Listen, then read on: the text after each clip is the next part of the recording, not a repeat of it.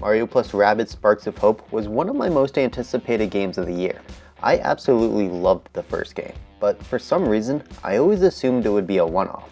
Then, on June 12, 2021, during the Ubisoft Forward event, the first reveal for Mario + Rabbids Sparks of Hope was shown off. It's not like Nintendo themselves accidentally leaked info about the game earlier in the day or anything, right? But with its release year set for 2022, it was going to have to compete against big-name games like God of War Ragnarok and Elden Ring to stay as a topic of conversation and hype.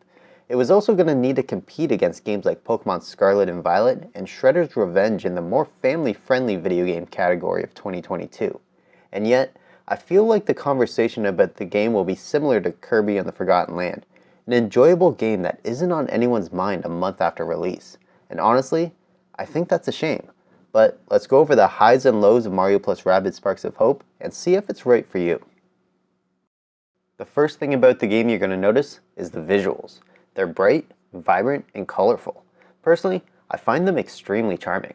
I like the design choices for the different open locations, the different combat maps, and the character designs. I think they all fit together incredibly well. But visually, the best aspects of the game are the cutscenes and each character's special animations. Honestly, a lot of the short cutscenes were a visual treat to watch. They looked great, they were incredibly smooth, they were funny when they needed to be, and they didn't overstay their welcome. As for the animations, they helped give the characters more personality, and they managed to make them look great and intense at the same time. But typically, in a video game, when you have video cutscenes, you tend to have audio to go with it. And well, the audio leaves a little bit to be desired. It has some great moments. Rabbid Mario mumbling to himself in the open areas can be hilarious.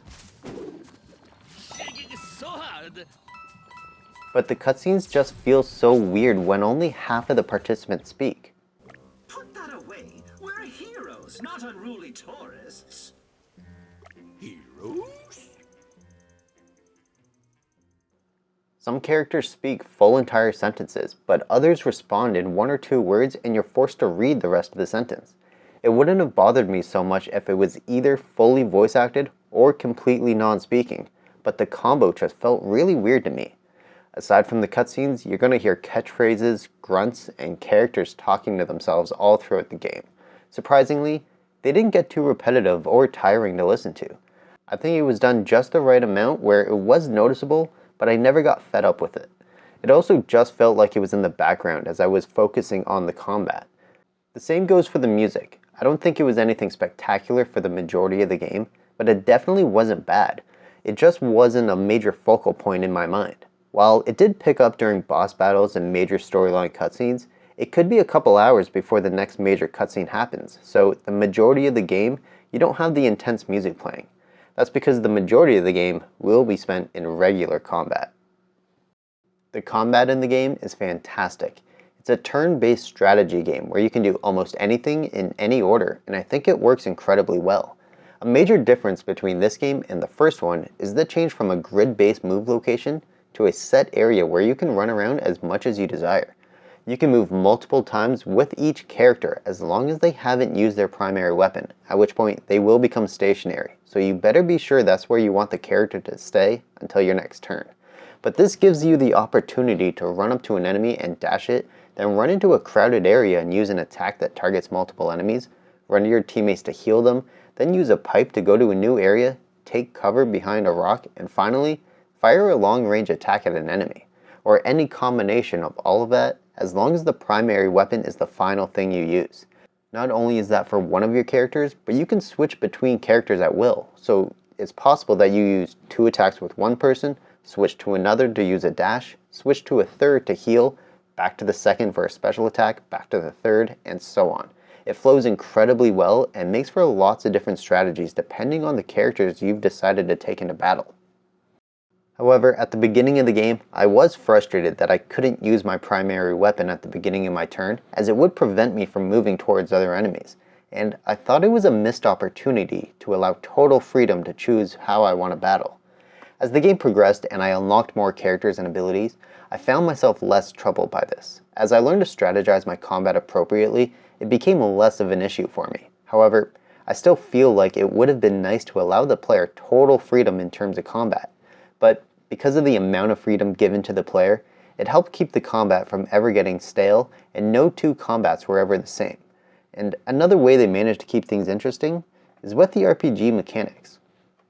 The game, like so many others, does include a skill tree for each character, and while they're not overly large or complex, they do help enhance each character to a pretty good degree.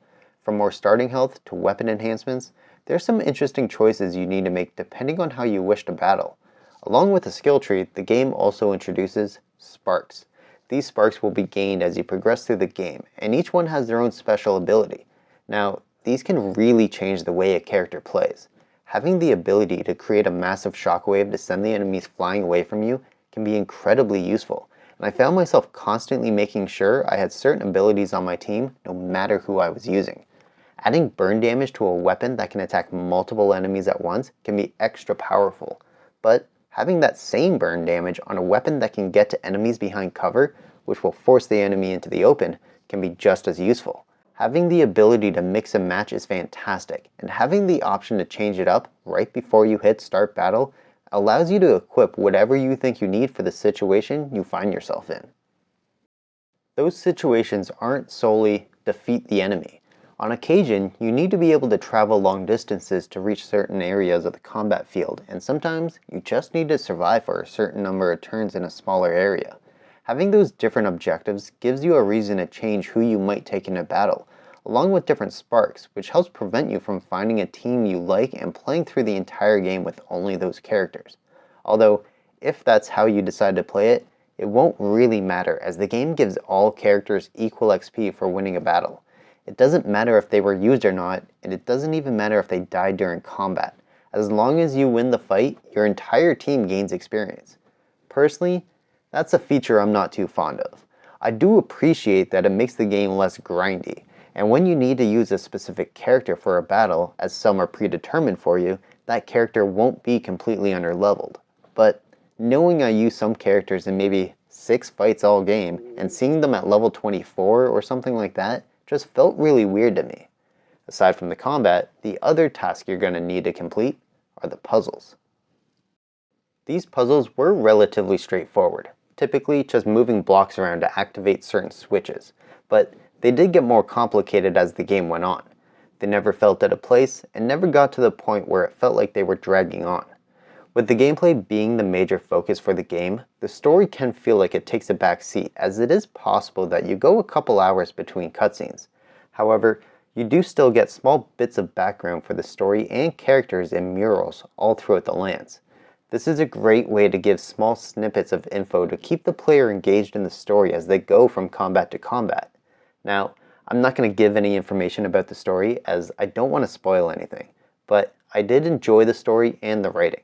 I do think the first game was funnier, but I think the game had a lighter tone in general, so the comedy being turned down in this one seemed to make sense to me. That's not to say there is no humor in the game. It is a Rabbids game. There's going to be some slapstick humor involved. I just think it was placed in specific moments instead of making the entire game feel like a big comedy. I noticed that in recent times, a lot of people have been contemplating what a sequel should be. Should it be an entirely new style of game, or should it be an improvement over what was established in the original game? I hear this quite a lot regarding God of War Ragnarok, with people saying it looks like more of the same. Well, personally, that's how I interpret what a sequel should be. Mario plus Rabbids Sparks of Hope took a formula that worked and made adjustments to the mechanics, but managed to keep the core identity intact.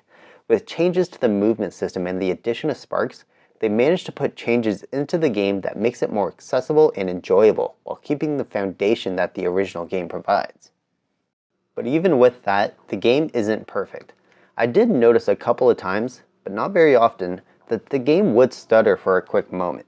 It was never anything troubling to the game, as it only ever happened in the open area where you're just running around collecting coins and moving to your next combat. However, I did have one major issue where the game essentially locked on me. I'll leave a chapter marker if you wish to fast forward, but a quick spoiler warning for a boss fight in 3, 2, 1. So during combat, there are wormhole type things that create more enemies, and one just created an enemy, had nothing appear, and then just stuck on this screen until I eventually closed the game and turned it back on. This is the only time I ever had a major performance issue with the game. Aside from that glitch, I didn't really like the partial voice acting in the game, as I felt like they should have just gone one way or the other, as well as not really enjoying the decision to not allow your character to move after using their primary weapon. Logically thinking, I just don't understand why their feet just become glued to the ground after using it. And yes, while those are nitpicks and just things that personally bothered me, they never got in the way of my enjoyment of the overall game. And there we have my thoughts on the highs and lows of Mario + Rabbids Sparks of Hope. By the time I beat the game, I had completed 76% of the overall game, and it took me roughly 30 hours. Obviously, I could have rushed through the story at a faster pace, but I was enjoying my time with the game, and I didn't want to just focus on the main story. But now that the story is complete, I absolutely see myself going back and finding what I might have missed and getting 100% in the game. And after this combat-filled game, if you want to check out a game that has zero combat, then be sure to check out this video right here.